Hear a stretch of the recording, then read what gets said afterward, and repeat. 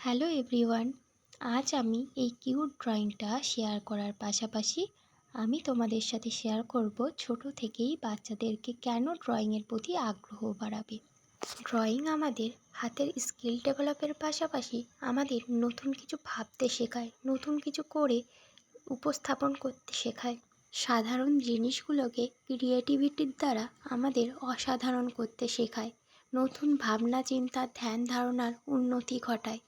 ড্রয়িংই একমাত্র মাধ্যম হয়ে ওঠে নিজের অনুভূতিগুলিকে প্রকাশ করার। সেই জন্য ছোট থেকেই বাচ্চাদের মনকে বুঝতে, তাদের মনের কী চলছে সেগুলোকে জানতে, কিছু কিছু বাচ্চা যারা নিজেদের মনেই সব কিছু লুকিয়ে রাখে, সেগুলো জানার জন্য তাদের অবশ্যই ড্রয়িং শেখানো দরকার। ড্রয়িং তাদের মনকে অনেকভাবেই পরিবর্তন করবে।